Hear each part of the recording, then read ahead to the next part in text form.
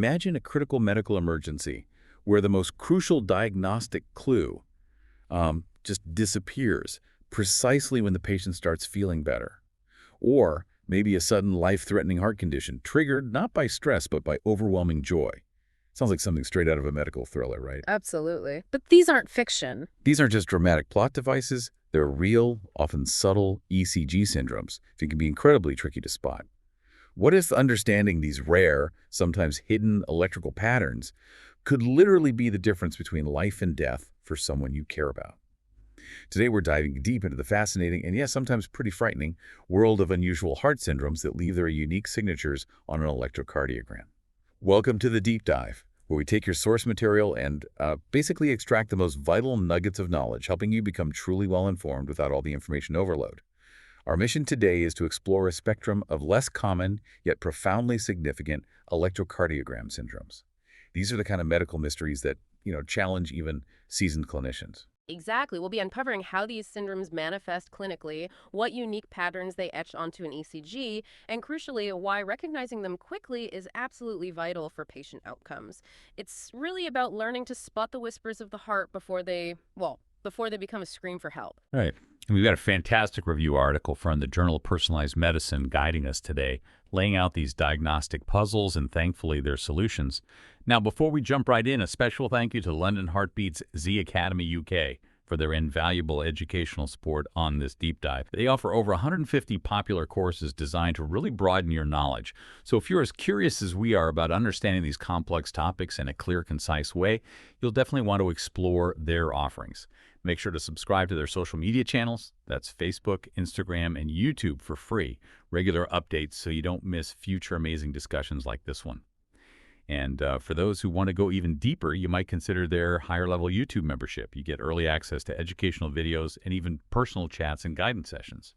Okay, so we'll walk you through each of these syndromes, from their intriguing discovery to their specific ECG patterns, the signs patients might experience, and how these conditions are treated. Get ready for some serious aha moments that will probably reshape how you think about heart health. Quiet for 2 seconds. Deep dive.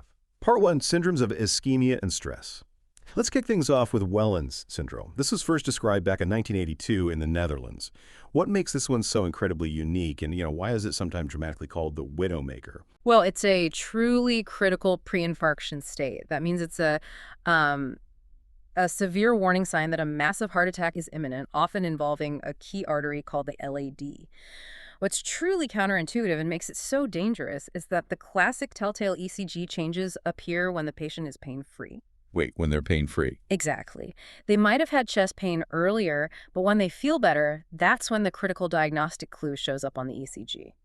If this pattern is missed and the patient is only given medical treatment without, immediate intervention, a significant number of them, historically maybe up to 18% in the initial studies, rapidly progress to a massive myocardial infarction. Wow. That's why it's earned that ominous nickname. It signals a potentially fatal blockage if you don't act really quickly. So how does this disappearing clue actually work? What's going on inside the body that makes the ECG look normal during pain and then abnormal after the pain subsides? That seems completely backwards. It is, and it's a fascinating physiological dance. Typically, it starts with an athermatic plaque that's a fatty deposit rupturing inside a coronary artery. This rupture forms a tiny clot, an embolus, that temporarily blocks the left anterior descending, or LAD, artery. This temporary blockage causes the chest pain you might expect. But here's the key. The clot often isn't stable. It might spontaneously dissolve or break down before a full, irreversible heart attack occurs. It's during this phase, when the blockage temporarily resolves and blood flow is restored to the heart muscle, a process called reperfusion, that the stunned heart muscle begins to show those unique ECG changes. Oh, okay. It's like the heart is temporarily recovering, but in its recovery, it's screaming a warning that it was just moments away from a total shutdown. What would a patient experiencing Wellens syndrome typically feel? What are the common symptoms that might bring them to a doctor, even if the ECG clues only show up later? They usually present with what we call unstable angina. This is a type of chest pain felt behind the breastbone, often radiating to familiar areas like the left arm, jaw, or back. Sometimes described as crushing or tight. It can be triggered or worsened by exertion, cold exposure, or even heavy meals. These episodes typically last around, say, 15 to 25 minutes. Patients might also experience shortness of breath, excessive sweating, dizziness, or palpitations. What's really crucial for clinicians, though, is that sometimes a presentation can be completely atypical. Atypical. Like how? Well, there have been reported cases where a patient had fainting spells, intense abdominal pain, and vomiting, with absolutely no chest pain at all. This really highlights why doctors need to be vigilant and consider Wellens even with unusual symptoms. All right, let's get into the specifics for the ECG. This is where the detective work really begins. What exactly are we looking for on the electrocardiogram to spot Wellens? Give us the signature signs. The golden rule here is serial ECGs. You absolutely cannot rely on just one. While the ECG might look completely normal during the actual chest pain episode, the critical telltale signs appear when the patient is completely pain-free. We're looking for very specific T-wave changes in leads V2 through V3, sometimes extending to V4. There are two types. Type A Wellens shows deeply inverted and symmetrical T-waves, think of them like deep, narrow valleys on the ECG. Type B Wellens presents as biphasic T-waves, meaning they go up and then immediately down, like a small hill followed by a valley. Okay. These often start biphasic and then evolve into the deeply inverted Type A. What's also key is that cardiac enzymes, like troponins, might be normal or only slightly elevated, which can be misleading if you're expecting a full-blown heart attack. Coronary angiography, a definitive test, almost always reveals a critical obstruction in that LAD artery and a critical warning. Cardiac stress testing is strictly contraindicated. Really? Why? Because putting stress on the heart in this state could trigger a massive myocardial infarction right there on the treadmill. It's too risky. Got it. To really distill this, what are the absolute must-haves for a Wellens diagnosis? What's the definitive checklist? Okay, for a definitive diagnosis of Wellens syndrome, you need a combination of clinical context and ECG findings. First, a history of angina, especially that unstable angina. Second, cardiac enzymes that are normal or only mildly elevated, not showing a full heart attack. Third, the characteristic T-wave abnormalities we just discussed, specifically in leads V2, V3, appearing when the patient is pain-free. Fourth, the absence of pathological Q waves, which would signal a completed heart attack. And finally, no significant loss of R-wave height, again, differentiating it from an established infarction. When you see these elements together, it should, ring major alarm bells. What could Wellens syndrome be confused with? I imagine those T-wave changes could look like other things. And what's the treatment path once it's correctly identified? Well, yeah, many conditions can cause T-wave inversions, making the differential diagnosis a real challenge. Things like Takotsubo cardiomyopathy, which we'll discuss later, or even something as simple as low potassium levels can cause T-wave changes. A pulmonary embolism, or even the heart's memory from previous electrical events, can also produce T-wave inversions. That's why the specific location, V2, day 3, and that crucial context of the patient being pain-free are absolutely vital. The prognosis is, unfortunately, quite poor if Wellens syndrome goes unrecognized and is only treated with medication, often because it's mistaken for a less severe form of acute coronary syndrome like NCLEX. But if they catch it? However, with prompt coronary revascularization, meaning opening up that blocked LAD artery, either through percutaneous coronary intervention, PCI with a balloon and stent, or coronary artery bypass grafting, CABG, the prognosis is remarkably good. And of course, identifying and managing underlying risk factors like high cholesterol is also crucial to prevent it from happening again. Okay, let's bring this to life with a story. Imagine you have a friend, Sarah. She's a fit 45-year-old, usually runs marathons. Lately, though, she's had some weird chest tightness after her morning run, but it always eases up by the time she gets to work. This past weekend, she had a particularly bad episode of crushing chest pain that sent her to the ER. But here's the twist. By the time the doctor saw her an hour later, the pain was completely gone. Her initial ECG was normal, and cardiac enzymes were just borderline. The doctor, almost ready to discharge her, noticed something subtle on a repeat ECG taken an hour later when Sarah felt fine. In leads V2 and V3, those T waves were now deeply inverted, just like you described. That seemingly normal pain-free period was the critical clue for Wellens syndrome. Exactly. It led to an immediate angiogram which showed severe LED blockage. This quick recognition, driven by knowing Wellens' pattern, saved her from a massive heart attack later that day. It's a powerful reminder of how critical these subtle ECG shifts can be. Absolutely powerful example. Quiet for 2 seconds. Next up, another subtle but equally dangerous LAD artery occlusion. De Winter Syndrome.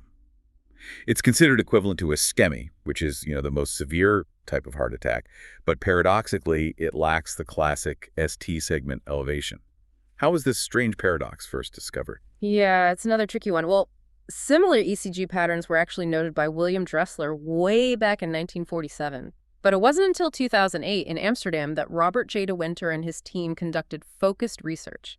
They investigated this specific pattern and found it present in about 2% of patients undergoing examination for acute coronary syndrome. Their work definitively confirmed its significance as a STEMI equivalent, despite that puzzling absence of the typical ST segment elevation doctors usually look for in a major heart attack. Right. It really highlights how some critical conditions can fly under the radar if we only rely on the most expected signs. Why the lack of that typical ST elevation in such a serious condition, it really does defy conventional wisdom about heart attacks. You're right. It's a bit of an enigma, really, and the exact reason isn't fully understood. There are a few theories floating around. One idea suggests that the heart muscle undergoing infarction might be so extensive that its electrical activity is more prominently reflected in lead AVR, which often shows mild ST elevation, rather than in the precordial leads where we typically see the major ST elevation in a STEMI. Okay. Another hypothesis points to the type of ischemia. Perhaps it's more subendocardial, affecting the inner layer of the heart wall, rather than subpicocardial, which affects the outer layer, leading to different ECG patterns.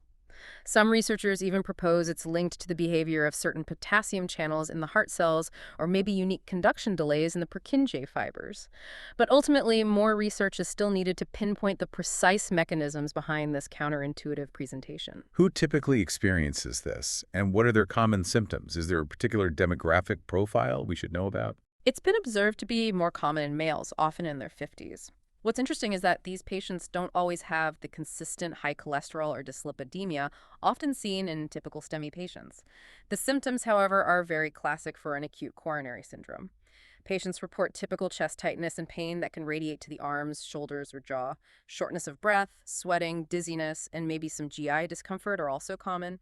So clinically, it can feel just like a classic heart attack. The crucial difference lies in those specific ECG markings. Let's get into those ECG details for De Winter. What are the specific markings that betray this hidden LED occlusion, especially when the classic STEMI signs aren't there? Okay, the ECG has a very distinct signature that once you know it, stands out. You'll typically see an upsloping ST segment depression at the J point. That's the junction where the QRS complex ends and the ST segment begins. Think of it as the end of the QRS complex dipping down and then gently sloping upwards. Alongside this, you'll see tall and peaked T waves in the precordial leads, specifically V1 through V6. Crucially, as we mentioned, there's an absence of significant ST segment elevation in these same precordial leads. However, you might see a mild ST segment elevation less than 0.5 millimeter in lead AVR.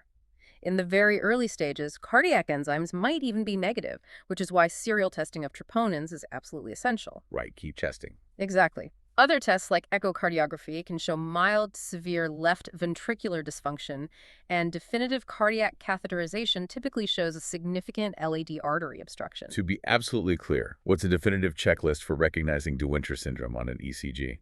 The definitive checklist includes: first, the absence of ST segment elevation in the precordial leads V1, V6. Second, an upsloping ST segment depression at the J point that is greater than 1 millimeter. Third, the presence of deep symmetrical T waves in those precordial leads. And fourth, an ST segment elevation that is less than 0.5 millimeters in lead AVR. It's also worth noting that this pattern may evolve. It can sometimes be preceded or followed by a more typical ST segment elevation as the condition changes. How do doctors rule out other conditions? And what's the typical management once De Winter syndrome is diagnosed? Well, it's crucial to differentiate De Winter from conditions like Wellens syndrome, which also involves the LAD but has different T-wave dynamics, or other forms of acute coronary syndrome. Management follows the standard guidelines for any major heart attack: immediate oxygen and morphine for pain and anxiety. Because it represents a critical LAD occlusion, immediate reperfusion of the artery is paramount. Get that artery open. Yes. This is usually achieved via primary percutaneous coronary intervention, or PCI, where a balloon and stent are used to open the blocked artery, or sometimes fibrinolysis if PCI isn't immediately available. Anticoagulants are also crucial. The good news is that with prompt diagnosis and immediate reperfusion therapies, the prognosis for De Winter syndrome has significantly improved, and it's often a curable condition. Quiet for 2 seconds. Now, for something truly unique, Kounis Syndrome, often called allergic angina. What's the core idea here? It sounds like two completely different systems. The immune system and the cardiovascular system are somehow like conspiring against the heart. That's a perfect way to describe it. Kounis syndrome is precisely that bizarre convergence. The simultaneous occurrence of an acute coronary syndrome, like a heart attack or angina, with an episode of mast cell activation, which is essentially an allergic reaction or anaphylaxis. It was first described in Greece in 1991 initially as allergic angina, because the chest pain resembled angina but was clearly triggered by an allergic event. It profoundly highlights how intricately interconnected our body systems are. An immune response, surprisingly, can directly impact the heart's blood supply. What causes this bizarre heart allergy connection? What specific agents are known to trigger it, from the everyday to the medical? The range of causative agents is incredibly wide and varied. It can be surprising things like environmental irritants, even exposure to cold temperatures or strenuous exertion. But more commonly, it's triggered by medications, a long list of them. Various antibiotics, contrast media used in medical imaging, NSAIDs, muscle relaxants, even certain immunosuppressants. The allergic reaction itself can either be IgE-mediated, which is your classic antibody-driven allergy, where specific antibodies trigger mast cells to release inflammatory mediators upon re-exposure, or it can be non-immunologic, where the allergens directly stimulate the mast cells without antibodies. Kounis syndrome is further classified into 3 types. Type 1 is allergic angina due to coronary artery spasm. Type 2 is an allergic myocardial infarction resulting from plaque rupture and thrombosis. And Type 3, proposed later, involves thrombotic occlusion of a drug-eluting stent. Each type has a slightly different mechanism of cardiac injury. So the patient has an allergic reaction and heart symptoms simultaneously. What does that look like from the patient's perspective? That must be a really confusing mix of symptoms. It is indeed a confusing mix, making the diagnosis challenging even for experienced clinicians. From the acute coronary syndrome side, they'll experience classic symptoms like chest pain, tightness, shortness of breath, and sweating. But critically, these are combined with clear signs of a hypersensitivity reaction. These allergic symptoms can range from mild skin redness, itching, and hives, all the way up to severe systemic reactions like profound drops in blood pressure, a rapid heart rate, worsening shortness of breath due to bronchospasm, GI disturbances, and various arrhythmias. It's truly a double whammy, impacting both the heart's function and the body's allergic response system at the same time. How do doctors confirm Kounis syndrome when they suspect it? Are there specific biomarkers or tests unique to this condition? Immediate blood samples are crucial. While you could technically look for histamine levels, they're only detectable for a very short window, maybe 8 minutes, making them incredibly challenging to capture clinically. Yeah, tricky. A more practical and promising biomarker is serial serum tryptase. This enzyme is secreted by mast cells during an allergic reaction, and it peaks around 90 minutes after the event, staying elevated for several hours. This makes it a more reliable indicator for confirming mast cell activation and thus the allergic component. ECG findings can sometimes be nonspecific, occasionally resembling digoxin toxicity, showing things like ST depression, AFib, or key wave inversions. Of course, cardiac enzymes like troponins will be elevated due to the myocardial injury. Echocardiography and coronary angiography are then performed to visualize the heart, rule out other pathologies, or confirm the specific cardiac injury. When should Kounis syndrome be on a physician's radar? What are the key diagnostic criteria? It should definitely be suspected in younger, otherwise healthy patients who don't have presumed atherosclerosis, yet present with acute coronary syndrome symptoms. The definitive diagnosis relies on 2 core components. First, clear evidence of a systemic allergic reaction, and second, objective evidence of myocardial ischemia.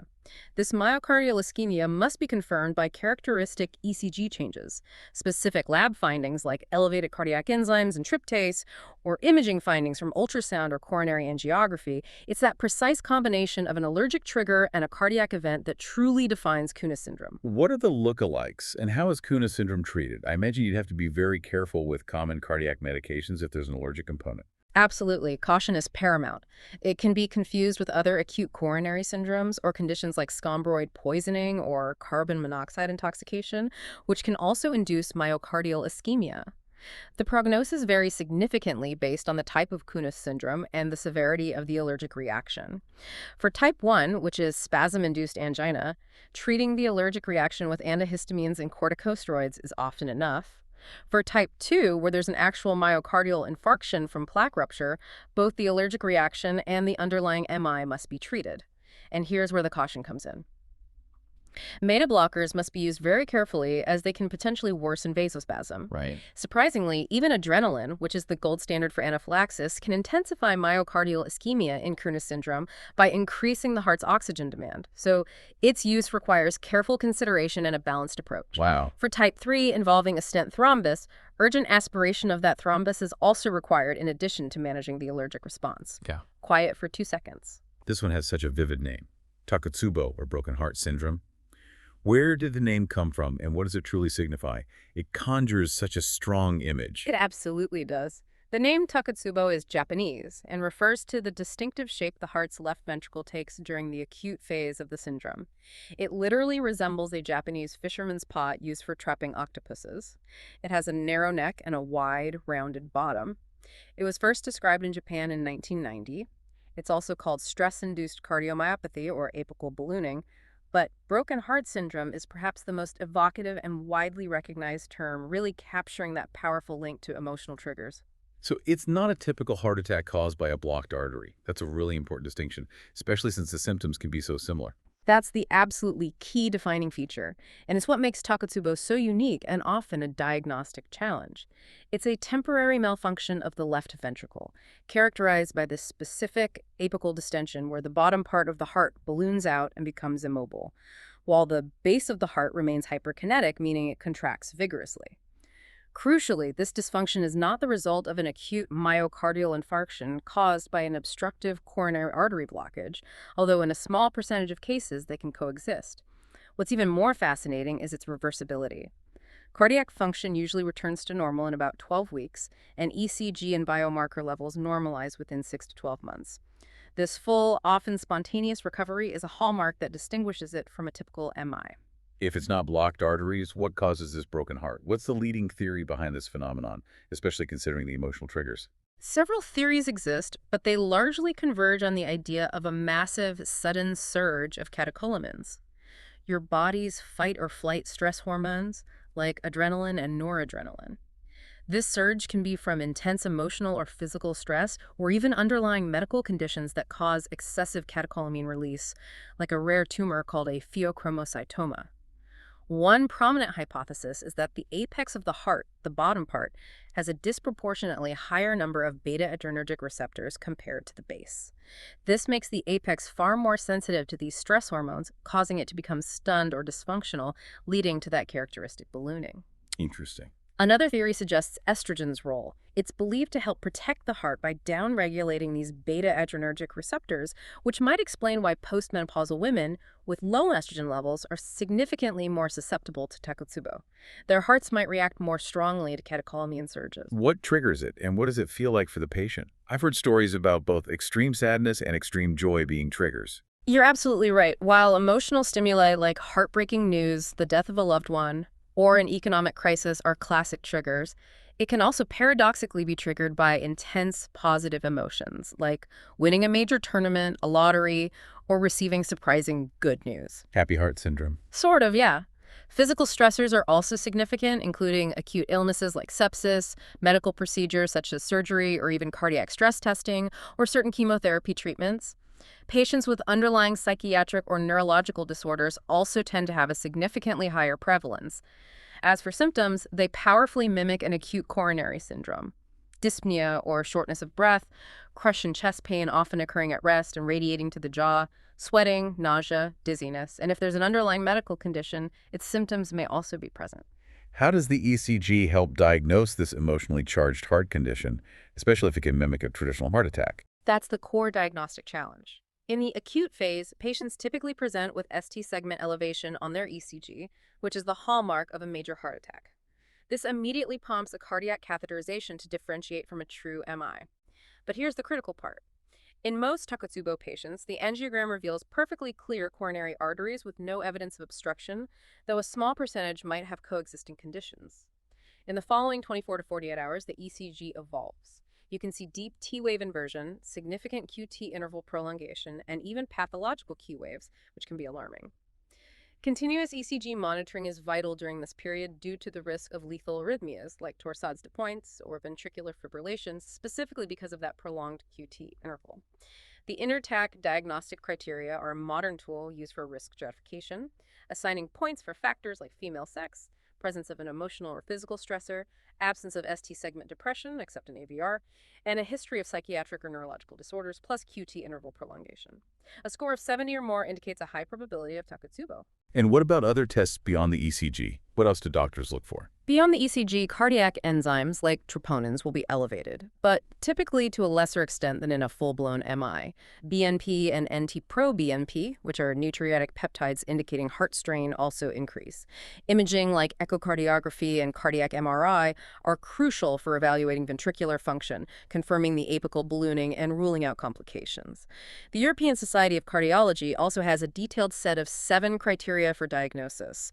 These include transient kinetic wall alterations beyond a single vessel territory, new reversible ECG changes within 3 months, absence of causative atherosclerotic coronary artery disease, increased natriuretic peptides, small troponin rise, and ventricular systolic function rehabilitation on follow-up imaging. That reversibility is key. Okay, let's consider Maria, a 68-year-old widow.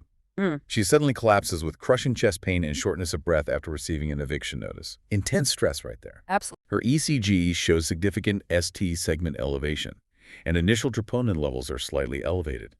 She's rushed to the cath lab, expecting a heart attack from a blocked artery. But the angiogram reveals perfectly clear coronary arteries. No blockages at all. Instead, her left ventricle appears ballooned at the apex, that classic octopus pot shape. This is Takotsubo syndrome, directly triggered by the intense emotional stress. Textbook case. Her treatment shifts from traditional MI management to supportive care, and thankfully her heart function recovers over the next few weeks. It just illustrates how profound emotional shocks can manifest as physical cardiac emergencies. It really does. What are the common misdiagnoses for Takotsubo, and what are the primary treatment approaches once it's confirmed? It's very often initially confused with acute coronary syndrome, specifically with Minoka myocardial infarction with non-obstructive coronary arteries, or sometimes Kounis Syndrome due to the acute symptoms. Initial treatment often mirrors ACS management with aspirin, heparin, oxygen, maybe morphine for pain. However, once Takotsubo is confirmed, the treatment shifts. Mild cases are typically managed with ACE inhibitors or ARBs, which may help reverse the dilation, and beta blockers to counteract the catecholamine effects. If heart failure develops, diuretics and nitroglycerin are added. Severe cases with cardiogenic shock require ICU management, and sometimes even a left ventricular assist device. Despite the often good recovery, there's a significant risk of complications, including mortality and a recurrence rate of about 22%, so ongoing monitoring is important. Quiet for 2 seconds. Deep dive. Part 2, syndromes of hypertrophy and pre-excitation. From emotional stress to a specific, almost artistic heart shape, let's explore Yamaguchi Syndrome, also known as left ventricular apical hypertrophy. What makes this one stand out, and why is it sometimes called the ace of spades heart? It's truly a visually distinctive condition. Yamaguchi syndrome is a very specific form of hypertrophic cardiomyopathy. But instead of affecting the entire ventricle or the septum, it primarily affects the left ventricular apex, the very tip or bottom of the heart. It was first described in Tokyo in 1976. What's visually striking and gives it the ace of spades name is its appearance on ventriculography, a type of X-ray imaging where contrast fills the left ventricle. When the apical part hypertrophies, it narrows the chamber and creates this distinctive, almost club-like shape that strongly resembles the ace of spades playing card. Is this condition hereditary? And are there specific demographics that are more prone to it? Yes, it is typically a hereditary disease, often following an autosomal dominant pattern of inheritance, so it can run in families. It's linked to defects in the genes that encode sarcomere proteins, the contractile units of heart muscle. These genetic defects compromise the heart's pumping ability, leading to that compensatory hypertrophy. While it most commonly involves just the apex in its pure form, mixed forms can involve other heart segments. Demographically, it's observed to be more common in males and typically appears in patients older than 40. What symptoms would someone with Yamaguchi syndrome typically experience? Do they feel something specific, or is it more insidious, maybe only revealing itself through complications? The symptoms can actually resemble those of acute coronary syndrome, like angina or dyspnea chest pain and shortness of breath. Patients might also describe chest pain that worsens with movement but is relieved by rest.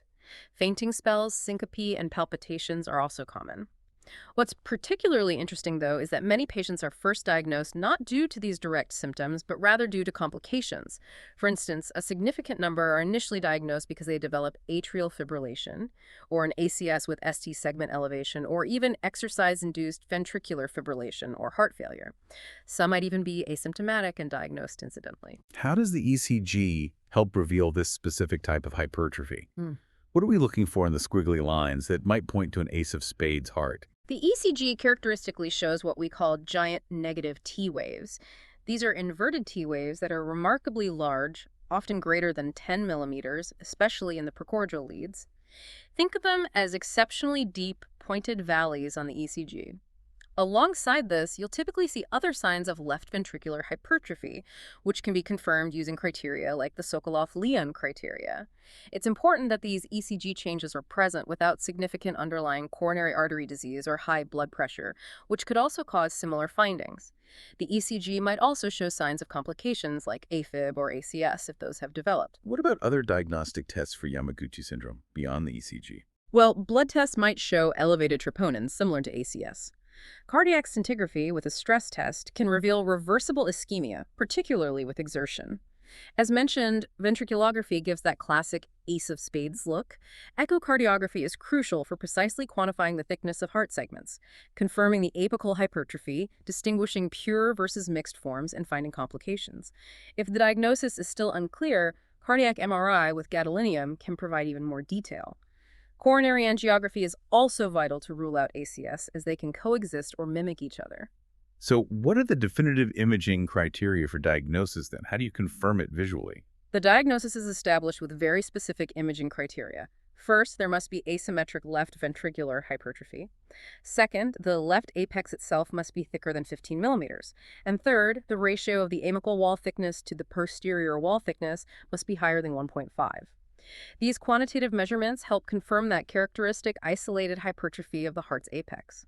What's the outlook for patients with Yamaguchi syndrome and how is it managed? For patients whose Yamaguchi syndrome is complicated by heart failure, a biventricular pacemaker might be beneficial to improve ventricular desynchrony, helping the heart pump more efficiently. Unfortunately, the prognosis isn't always favorable. It has quite a high morbidity, around 16%, and a mortality rate of about 10%. Studies have shown that only about 44% of patients remain asymptomatic after 5 years, with others experiencing varying degrees of heart failure symptoms. A concerning 20% gradually deteriorate over time. Quiet for 2 seconds. Now let's talk about WPW syndrome, a condition where the heart takes a shortcut in its electrical system.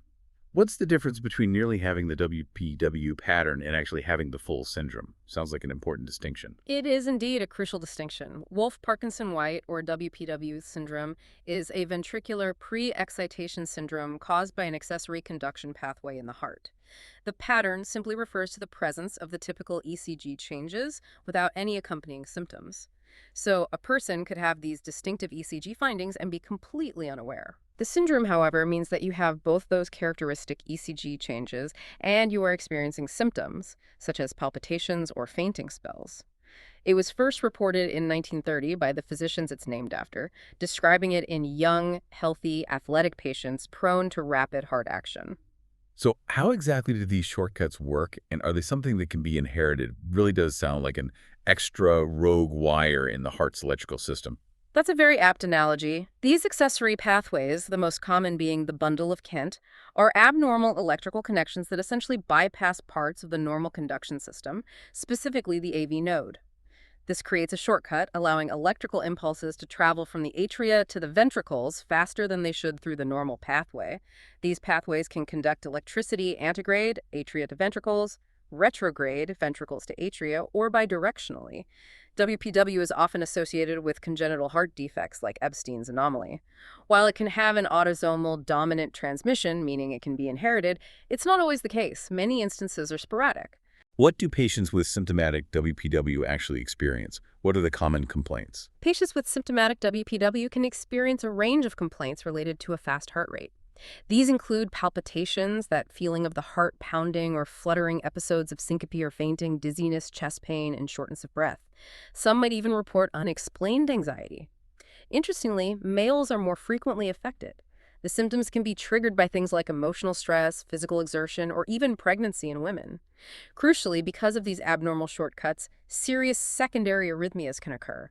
These include AFib and flutter, paroxysmal supraventricular tachycardia, ventricular fibrillation, and even sudden cardiac arrest, highlighting the potential severity when symptoms are present. What are the telltale signs on an ECG for WPW? How do we spot that shortcut on the tracing? In sinus rhythm, the ECG for WPW has a very classic triad. First, you'll see a shortened PR interval, less than 120 milliseconds. This reflects faster conduction through the accessory pathway.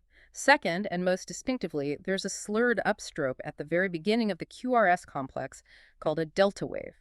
This is due to the premature ventricular activation via the accessory pathway. And delta wave, okay. And third, the QRS complex itself is widened, greater than 120 milliseconds, because the impulse travels through an abnormal pathway, spreading activation more slowly. Secondary T-wave and ST changes can also be present. It's important to note, though, that if the accessory pathway only conducts backward retrograde or isn't active during the ECG, the tracing might look normal. That's why Holter monitoring or serial ECGs can be crucial. Electrophysiological testing, or EPT, is often recommended for symptomatic patients and also for asymptomatic individuals in high-risk jobs like athletes or pilots to precisely locate and potentially ablate the pathway. What are the definitive diagnostic criteria for WPW? And are there different types that might look different on the ECG? The definitive diagnostic criteria on the ECG in sinus rhythm are a short PR interval, 120 meters, the clear presence of a delta wave, and a wide QRS complex, 120 meters. Yes, the QRS complex can indeed vary based on the accessory pathway's location, leading to different patterns. Type A WPW typically shows a positive delta wave and positive QRS in V1, 2, 3 AVF. Type B WPW, on the other hand, often has negative delta waves and positive QRS in D3 ABF. These patterns help infer the pathway location. What can WPW be confused with and how is it managed? WPW can sometimes be confused with lone Ganong-Levine syndrome, which we'll discuss next, or even ACS or ventricular hypertrophy due to the wide QRS. Acute cases with tachyarrhythmias are treated based on the specific rhythm. Long-term, risk stratification is key. Asymptomatic patients not in risky jobs are often observed. However, for most patients, especially symptomatic ones or those in high-risk jobs, interventional catheter ablation is the preferred treatment. This procedure aims to eliminate that accessory pathway. Right, get rid of the shortcut. Exactly. If ablation is contraindicated, pharmacotherapy with beta blockers or antiarrhythmics is an option. The overall prognosis for WPW is generally excellent due to effective treatments, especially ablation. Quiet for 2 seconds. Sticking with pre-excitation, LGL syndrome is another. How does it relate to WPW and how is it distinct? They both involve a rapid heart's electrical system, right? You're right, they both involve pre-excitation, where the ventricles activate earlier than normal, but the mechanism is fundamentally different. Lone Ganong-Levine, or LGL syndrome, is also a ventricular pre-excitation syndrome, but it's characterized by what's called enhanced AV nodal conduction. This means the electrical signal travels faster than normal through the AV node itself, rather than bypassing it entirely, like in WPW. LGL was initially reported in 1938 and was first thought to be just a variant of WPW. But in 1952, Lone, Ganong, and Levine provided a more detailed description, establishing it as its own distinct entity. What causes this enhanced conduction? Is it also an extra pathway or something else entirely? The exact cause for LGL is still considered ambiguous, not fully understood across all cases. It has been linked to accessory pathways, but different ones than in WPW, like the James or Palladino fiber, may be located between the SA and AV nodes, or the Brattenbecker fiber between the SA node and his bundle. It's also been attributed to congenital AV node hypoplasia, an underdeveloped AV node that conducts unusually fast. However, current research hasn't pinpointed a single common accessory pathway for all LGL cases, suggesting varied underlying mechanisms. Who tends to get LGL syndrome and what are the symptoms they typically experience?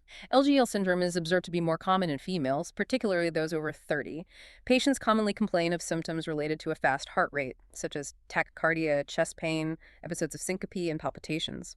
In some cases, more severe arrhythmias can occur, including AFib, atrial flutter, ventricular fibrillation, or even cardiac arrest, though these severe outcomes are quite rare with LGL. What sets LGL's ECG apart from WPW, given they both involve pre-excitation and a short PR interval? How can we tell them apart on a tracing? This is the absolute key distinguishing factor on the ECG. In sinus rhythm, LGL syndrome also shows supraventricular tachycardias and a short PR interval, less than 120 milliseconds. But crucially, unlike WPW, LGL syndrome has a normal QRS complex, and most importantly, no delta wave. No delta wave. That's the key. Exactly. Yeah.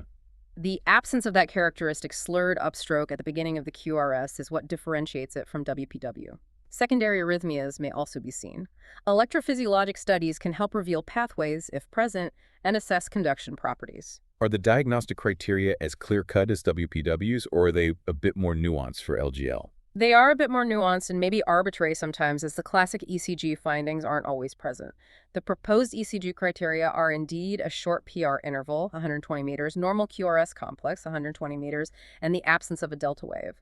However, electrophysiologic criteria have also been suggested. These include an AH interval, atria to his bundle conduction time, of 60 meters or less, maintaining 1.1 AV conduction during fast atrial pacing, and limited AH interval prolongation during pacing. These help identify that enhanced conduction property. What's the primary differential diagnosis, and how is LGL syndrome typically treated? The main differential diagnosis for LGL syndrome is, predictably, Wolff-Parkinson-White syndrome, because of that shared short PR interval. Treatment commonly involves pharmacotherapy, typically beta blockers and antiarrhythmic drugs, to control symptoms. Catheter ablation can be used, but only if a specific accessory pathway is identified. While it can rarely lead to ventricular fibrillation and sudden death, this is very uncommon, making the overall prognosis for LGL syndrome generally considered quite good. Quiet for 2 seconds. Part 3, syndromes of electrical malfunction and congenital origin. Moving into some of the most serious electrical heart disorders, Brugada syndrome is infamous for its association with sudden cardiac death. Tell us about its discovery, which has a fascinating historical thread. Yes. Brugada syndrome is an autosomal dominant syndrome, meaning it's inherited, and it's strongly associated with sudden cardiac death, even without obvious structural heart disease. The earliest historical record actually dates back to Thailand in 1917, where it was reported as Bangut, which translates roughly to unexplained sudden death of young male patients who had structurally normal hearts on autopsy. Fast forward to 1992, Pedro and Joseph Brugada investigated this phenomenon further, defining it as a distinct clinical and electrocardiographic syndrome. Its familial link and often hidden nature make it particularly insidious. What causes this hidden risk? What's the genetic basis, and how does it lead to such dangerous electrical instability? It's primarily linked to a variety of genetic mutations, with the most common being in the SCN5A gene on chromosome 3. This mutation affects sodium channels, which are absolutely crucial for the heart's electrical activity. There are 3 main pathophysiological hypotheses. The first is the repolarization hypothesis. A sodium channel mutation decreases sodium current, creating an electrical gradient between the outer epicardial and inner endocardial layers of the heart. This gradient can trigger reentrant arrhythmias, like VFib. The second is the depolarization hypothesis, suggesting microscopic changes like fibrosis, specifically in the right ventricular outflow tract, RVOT, cause delayed conduction.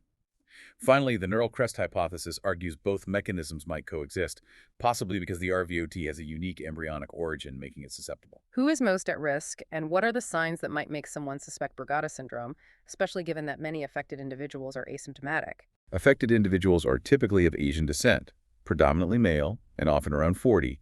They frequently have a family history of sudden cardiac death. As you mentioned, many are asymptomatic, which makes it challenging. When symptoms do appear, they can include syncope, fainting, seizures, various arrhythmias, and a very characteristic sign called nocturnal agonal breathing, gasping for air between midnight and early morning. Wow, that's specific. It is. What's also crucial are the triggers that can unmask the syndrome: fever, large meals, exertion, potassium issues, hypercalcemia, alcohol, cocaine, and certain medications. These can bring the hidden risk out. This syndrome has very specific ECG patterns, right? How do doctors differentiate between them, and what's the diagnostic smoking gun on the ECG? You're absolutely right. Brugada syndrome has 3 characteristic ECG patterns, primarily seen in the right precordial leads, V1 to V3. Type 1 is the diagnostic smoking gun. It consists of coved ST segment elevations greater than 2 millimeters, immediately followed by an inverted T wave. Think of it as a significant rounded hump that then drops sharply. This confirms the diagnosis. Type 2 is a saddleback ST segment elevation, also greater than 2 millimeter, followed by a normal or biphasic T wave. Looks more like a gentle saddle shape. Type 3 is similar to type 2, but with a coved saddleback ST elevation that is 1 millimeter or less. While types 2 and 3 raise suspicion, only type 1 is diagnostic. To reveal the type 1 pattern, especially in those with types 2 or 3, a provocation test with drugs like flecainide or agmaline, or sometimes a treadmill test, can be used to unmask it. What confirms a Brugada diagnosis beyond just the ECG pattern? What's the complete picture? The diagnosis is confirmed by the presence of at least one of these criteria, in combination with that type 1 ECG pattern. First, a positive family history, a family member with type 1 pattern or sudden cardiac death before 45. Second, involves symptoms related to arrhythmias, unexplained syncope, nocturnal agonal respiration, or seizures. Third is the documentation of ventricular arrhythmias, specifically ventricular fibrillation or polymorphic ventricular tachycardia. So it's that critical combination of the specific ECG findings and compelling clinical or family history. Okay, let's consider a powerful scenario. A seemingly healthy 30-year-old male, David, collapses during his sleep, experiencing that agonal breathing. His family, aware of Brugada syndrome, perhaps from discussions like this, rushes him to the hospital. Initial ECG shows a type 2 saddleback pattern. After a provocation test, the ECG transitions to a classic type 1 coved pattern. This confirmed Brugada syndrome. Right, the test revealed it.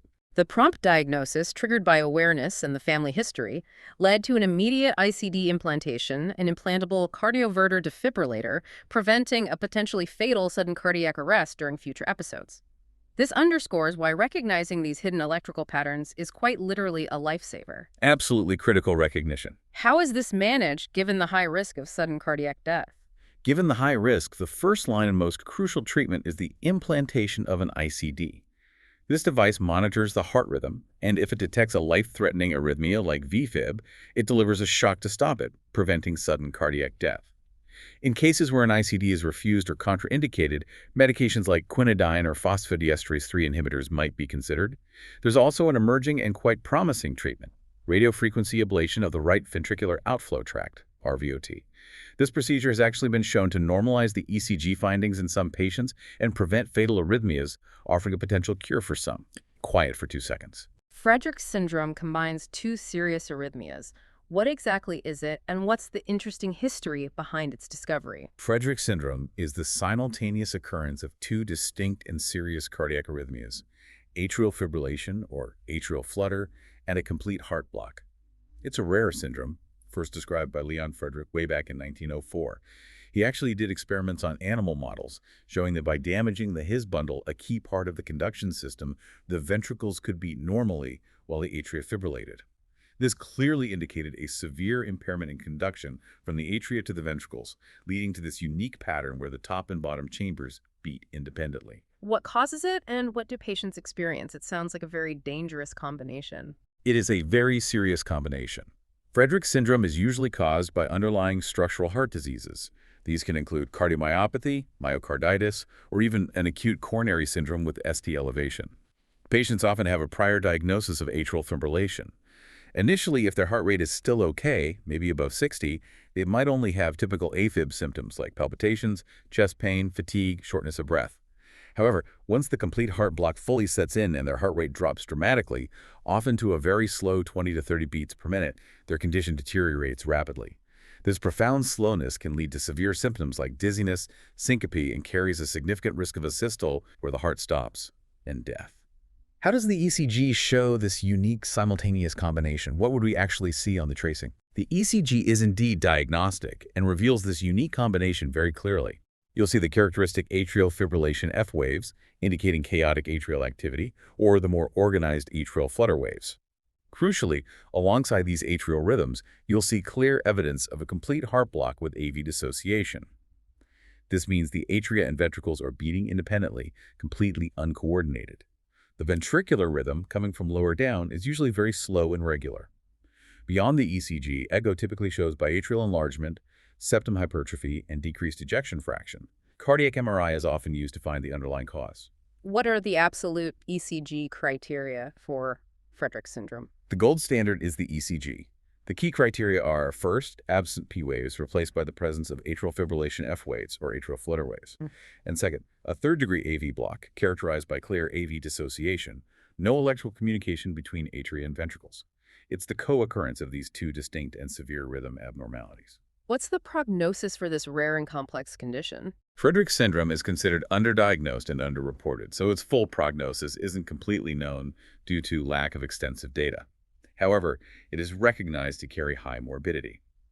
If the underlying cause, often a structural heart disease, isn't found and addressed, the prognosis can unfortunately be quite poor. Early recognition and treatment are paramount. Quiet for 2 seconds. Next, Pagiyama syndrome, or paroxysmal atrial fibrillation in young and middle-aged adults, highlights a unique risk for athletes. What is it, and who discovered this intriguing connection between intense training and AFib? Pagiyama syndrome is characterized by recurrent, self-limited episodes of atrial fibrillation, or AFib, occurring in young and middle-aged athletes who engage in strenuous long-term training. The term was introduced in 2017 in Spain. It's intimately linked to the concept of the athlete's heart, or Phidippi's cardiomyopathy, named after the legendary Greek runner. This refers to the profound cardiac remodeling changes in heart structure that occurs in individuals undertaking extreme, prolonged endurance training. Right, it's counterintuitive that being so fit could pose such a risk. It really is. How exactly does intense training, which we typically associate with heart health, lead to AFib in these athletes? What's the pathophysiology behind the athlete's heart turning into an athlete's arrhythmia? It's a fascinating, complex remodeling process. Strenuous, long-term training leads to dilation of all 4 heart chambers. While the ventricular walls adapt quite well, becoming thicker and more efficient, the atrial walls, particularly the left atrium, undergo a different kind of remodeling.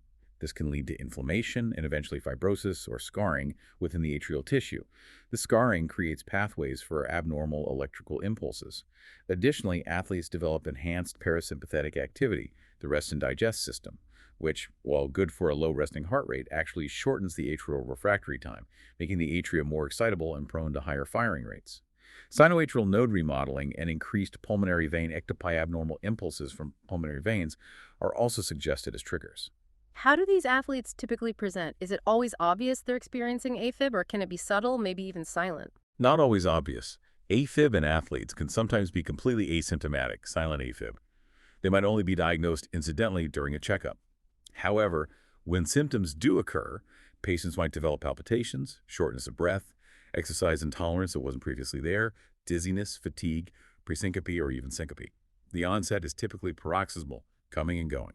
What's the diagnostic approach for Pagiyama syndrome? What tests are used to confirm it and rule out other potential causes? Serial ECGs and 7-day Holter monitoring are absolutely crucial for detecting the proximal AFib episodes and excluding other syndromes.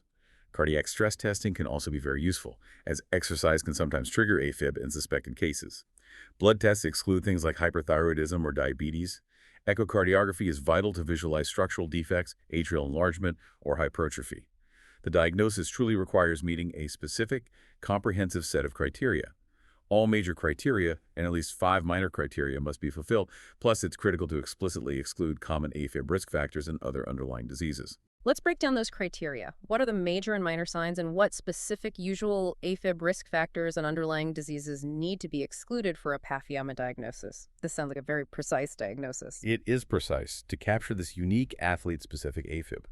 Major criteria include preserved ejection fraction, male 55%, male sex under 60, long-term strenuous training, 6 to 8+ hours weekly at 60% max heart rate for 6 months, and onset as paroxysmal AFib. Minor criteria include things like normal or supernormal diastolic function, inverted T waves and 2 leads, enhanced parasympathetic signs, long PQ, bradycardia, first-degree AV block, left atrial enlargement, left ventricular hypertrophy, thickened left ventricle, and ST elevation at J.0.1 millimeter in 2 leads. And critically, we must exclude usual AFib risk factors, healthy BMI, gait25, normotensive, non-smoker, no diabetes, plus exclude underlying diseases, electrolyte issues, other cardiomyopathies, sleep apnea, coronary artery disease, other syndromes like WPW or Brugada, performance-enhancing drugs, pericarditis, metabolic hormonal diseases. It's a very comprehensive exclusion list. How do we help these dedicated athletes who are facing Pagiyama syndrome? It must be a difficult diagnosis for them, given how much their identity might be tied to their training. It is indeed very difficult for them. The first and highly recommended step, which can be challenging, is to significantly reduce strenuous training volume and intensity. This can actually reverse myocardial hypertrophy in some cases. Athletes are advised to stop intense training for at least 2 months. Pharmacotherapy is first line, focusing on rhythm control rather than rate control, as rate control could hurt performance. Anticoagulation is used for stroke prevention, though their risk is generally lower. Direct current cardioversion or catheter ablation of the pulmonary vein are considered last resorts. Because athletes might resist reducing exercise, personalized treatment and psychological counseling are very important. The good news is the prognosis is generally favorable, with low stroke risk scores and lower mortality risk compared to other AFib patients. Quiet for 2 seconds. Haisseguerre syndrome, or J-wave syndrome, was once thought to be a completely benign finding on an ECG. How did we learn that it's actually strongly linked to sudden cardiac death? That's a dramatic shift in understanding. It's a perfect example of how medical knowledge evolves. J-wave abnormalities were first reported way back in 1938 in a hypothermic patient. For many decades, early repolarization patterns, which include the J-wave, were indeed considered benign, no clinical concern. However, a dramatic shift occurred in 2008 when independent research teams from France and Israel both published landmark studies. They conclusively demonstrated a strong correlation between these early repolarization patterns, particularly prominent J-waves, and rhythmogenicity, directly linking them to idiopathic ventricular fibrillation and sudden cardiac death. Wow. This completely revolutionized how we view these seemingly innocent ECG findings. They moved from being a curiosity to a red flag. What's behind these mysterious J-waves? What are the current theories explaining their origin and their surprising link to such severe arrhythmias? The primary theory attributes J-waves to a genetic loss or gain of function in ion channels, similar to what we see in Brugada and Osborne syndromes. This mutation leads to an electrical gradient between the epicardium and endocardium, causing earlier repolarization in certain areas. This electrical imbalance can create a substrate for re-entrant arrhythmias, making the heart susceptible to dangerous electrical storms. Some less supported theories propose late depolarization from delayed activation, but the early repolarization hypothesis is more strongly supported, especially because the J-wave decreases with tachycardia. Who is typically affected by Haisseguerre syndrome, and what are the clinical manifestations? It commonly affects young males, especially athletes or very active individuals, and there's a notable prevalence in those of African American origin. However, as individuals age, the male predominance tends to decrease. Patients typically present with symptoms that are gravely serious: unexplained syncope, episodes of polymorphic ventricular tachycardia, and idiopathic ventricular fibrillation. In some cases, they may have a history of resuscitated cardiac arrest or a clear family history of sudden cardiac death. Are there different types of J-waves, and how do we identify them on the ECG and through further testing? Yes, there are 3 distinct types based on their location and morphology. Type 1 J-waves are common in young athletes, typically in leads 1, V4, V6, and generally follow a more benign course. Type 2 J-waves are in leads 2, 3, AVF, and are associated with moderate risk. Type 3 J-waves are the most concerning, seen diffusely in many leads and highly associated with malignant arrhythmias. To identify malignant patterns, a provocation test with adrenaline or a stress test can be used, as benign forms often disappear during these tests. A 24-hour Holter is suggested for unexplained VFib, alongside echo, MRI, angiography, and biopsy to rule out other causes. What are the formal diagnostic criteria for Haisseguerre syndrome? How do doctors formally confirm this? The formal criteria were set by consensus. First, diagnosis is confirmed by a J-point elevation 1 mm in 2 or more contiguous inferior and/or lateral leads in a person with a history of resuscitated unexplained VFib or polymorphic VT. Second, it can be diagnosed in a deceased patient with sudden cardiac death, no structural heart defects on autopsy, and a previous ECG showing that J-point elevation. Third, simply the presence of J-point elevation 1 mm in 2 contiguous inferior and/or lateral leads on ECG alone can also confirm it, especially if clinical suspicion is high. How is this serious condition managed, and what's the prognosis? For patients whose J-waves are only in precordial leads, the risk is considered very low, with excellent prognosis. However, if the pattern is in the inferior and/or lateral leads, the risk is significantly higher. The magnitude also matters larger ways, higher risk.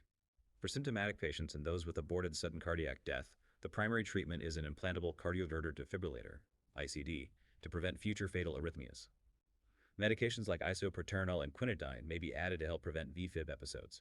Quiet for 2 seconds. Osborne waves have a unique connection to body temperature. How are they discovered, and what are their other names? Sounds like they've had quite a few aliases. They certainly have.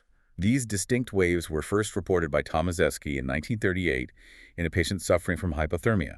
However, it was John J. Osborne in 1953 who extensively described and firmly attributed this specific ECG pattern to hypothermia based on his research. They've accumulated many names: KJ or H waves, camel hump sign, late delta wave, hat hook junction.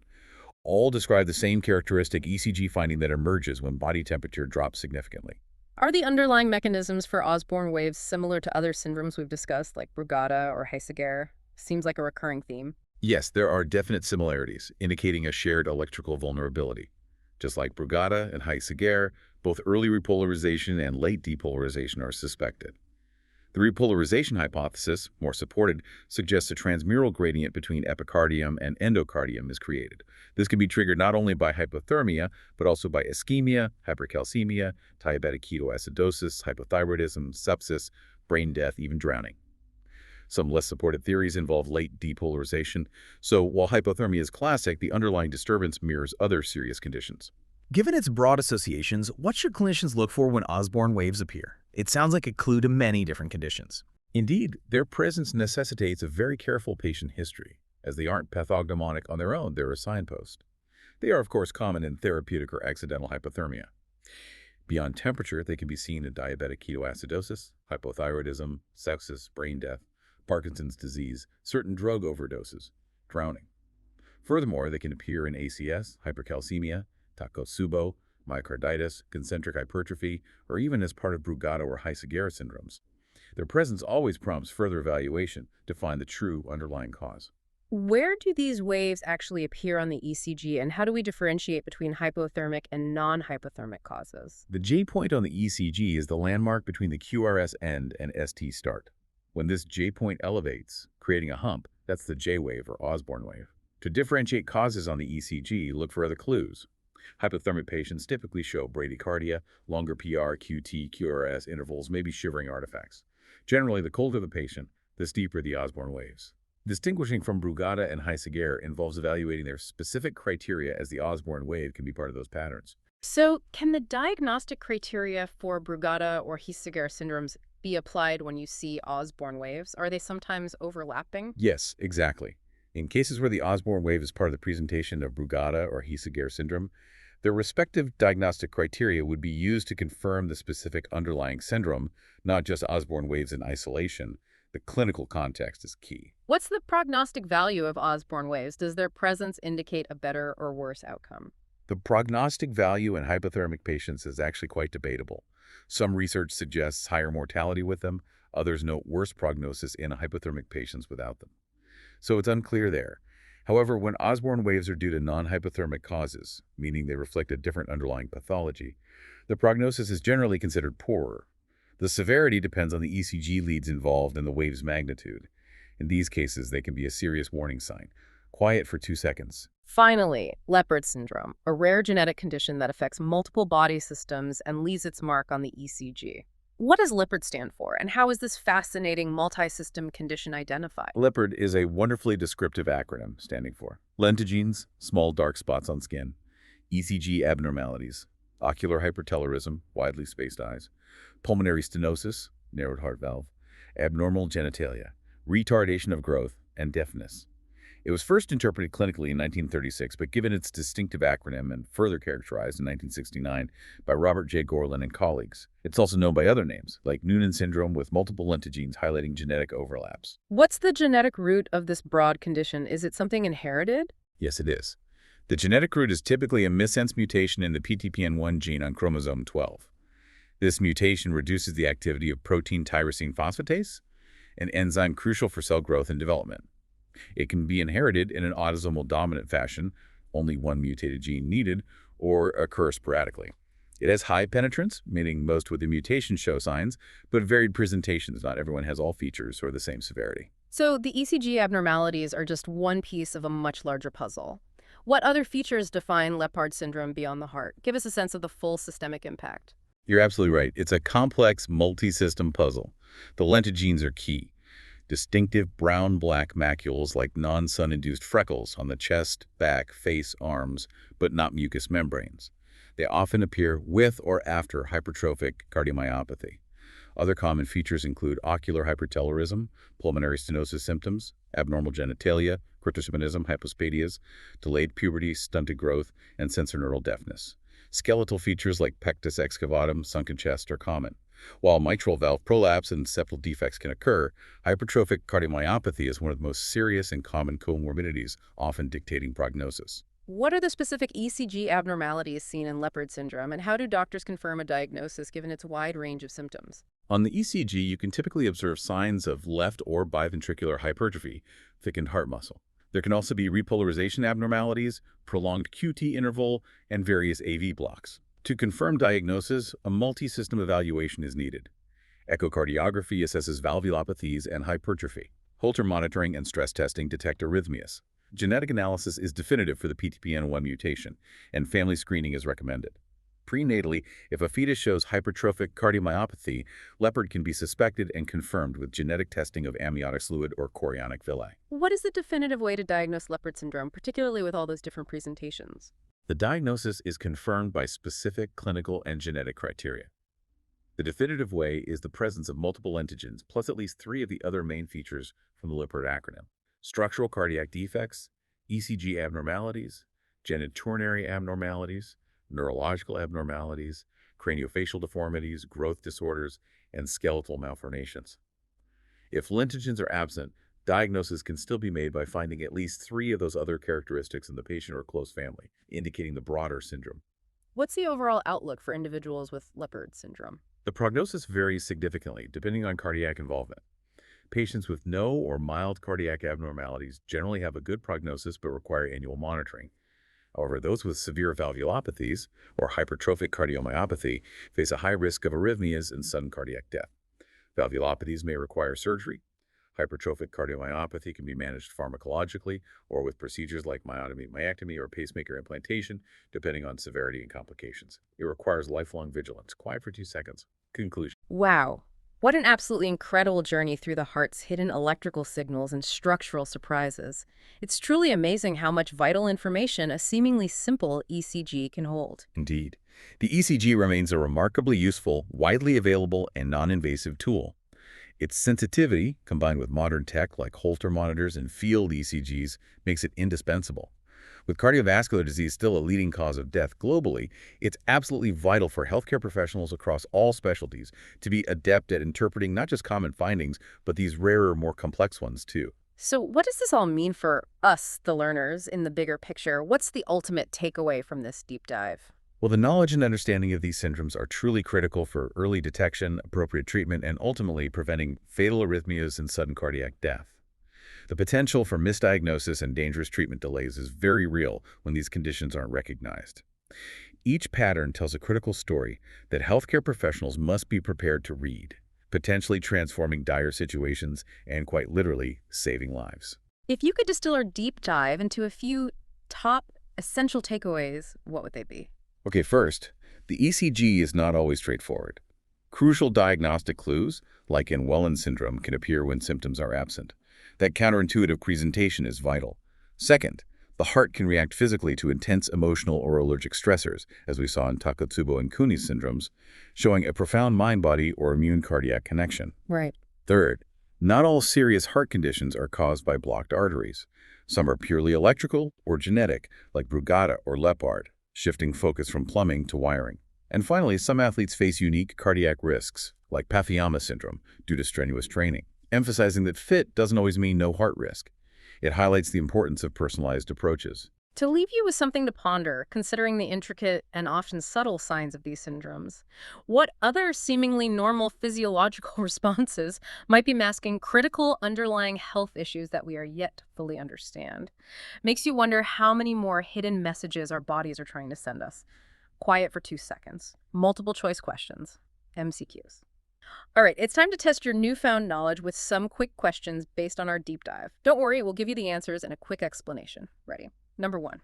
Which ECG syndrome is characterized by T-wave changes in V2, V3 when the patient is pain-free, indicating a critical LAD artery stenosis? A. De Winter Syndrome, B. Takotsubo Syndrome, C. Wellens Syndrome, or D. Brugada Syndrome? The answer is C, Wellens Syndrome.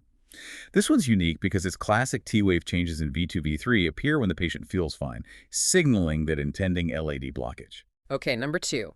In De Winter syndrome, what is a key ECG finding in precordial leads that differentiates it from a typical STEMI? ST segment elevation greater than 2 millimeters. B, deep Q waves. C, absence of ST segment elevation with upsloping ST segment depression at J point and peak T waves. Or D, prolonged PR interval. That would be C. Absence of ST segment elevation with upsloping ST segment depression at J point and peaked T waves. Even though it's a STEMI equivalent, De Winter typically lacks that ST elevation, showing specific depression and peaked T waves instead. Number 3. Kounis syndrome is defined by the simultaneous occurrence of acute coronary syndrome, ACS, and what type of reaction? A, a viral infection, B, a systemic allergic reaction, C, a cerebrovascular accident, or D, renal failure. The answer is B, a systemic allergic reaction. Yeah. Kounis syndrome is that combination of ACS with an allergic or hypersensitivity reaction involving mast cell activation. Question 4. What emotional or physical trigger is commonly associated with Takotsubo broken heart syndrome? A, extreme physical exertion only. B, chronic inflammation.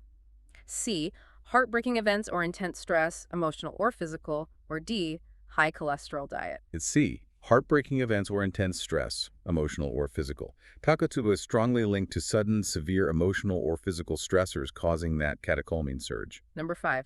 Yamaguchi syndrome is a specific type of hypertrophic cardiomyopathy, primarily affecting which part of the heart, often resulting in a distinctive ace of spades appearance on imaging? A, the right ventricle. B, the left ventricular apex. C, the left atrium. Or D, the interventricular septum. The distinctive shape points to B, the left ventricular apex. Yamaguchi syndrome specifically involves hypertrophy of the LV apex. Okay, number 6. Which of the following is a classic ECG triad for Wolff-Parkinson-White WPW syndrome? Short PR interval, normal QRS, absent delta wave. B, long PR interval, wide QRS, inverted T wave. C, short PR interval, wide QRS, presence of a delta wave. Or D, normal PR interval, wide QRS, ST segment elevation. The classic triad is C. Short PR interval, wide QRS, presence of a delta wave. This shows the accessory pathway bypassing the AV node. Number 7. Lone Ganong Levine LGL syndrome is distinguished from WPW syndrome by the absence of what ECG feature, despite having a short PR interval. A, Q waves. B, T wave inversions. C, delta wave. Or D, ST segment depression. The key differentiator is C, delta wave. LGL has a short PR but a normal QRS, and crucially, no delta wave. Question 8. The diagnostic type 1 ECG pattern for Brugada syndrome involves what specific finding in the right precordial leads, V1, V3? A, ST segment depression greater than 1 millimeter. B, coved ST segment elevations greater than 2 millimeter, followed by an inverted T wave. C, prolonged QT interval. Or D, flat T waves. The diagnostic pattern is B, coved ST segment elevations greater than 2 millimeters, followed by an inverted T wave. That specific cove-type elevation is the hallmark for type 1 Brugada. Number 9. Frederick syndrome is the simultaneous occurrence of atrial fibrillation or atrial flutter and what other major cardiac event? A, myocardial infarction. B, complete heart block. C, ventricular tachycardia. Or D, supraventricular tachycardia. Frederick's is the combination of AFib or flutter with B, complete heart block, third-degree AV block. And finally, number 10. Pagiyama syndrome, affecting young and middle-aged athletes, is characterized by recurrent episodes of what arrhythmia, often linked to strenuous long-term training? A, ventricular fibrillation. B, atrial flutter. C, paroxysmal atrial fibrillation. Or D, sinus tachycardia. That athlete-specific syndrome is characterized by C, paroxysmal atrial fibrillation, linked to that long-term training and cardiac remodeling. Outro. And that wraps up another truly illuminating deep dive. We hope you've gained a clearer understanding of these fascinating and sometimes hidden heart conditions that remind us how incredibly complex and resilient the human body truly is. Understanding this broad spectrum of ECG syndromes is really a testament to the power of medical observation and the ongoing quest for precise diagnosis. Each unique pattern tells a critical story that healthcare professionals must be prepared to read to help ensure the best possible patient outcomes. We're always learning, and we love sharing that journey with you. Until our next deep dive, stay curious, stay informed, and keep exploring.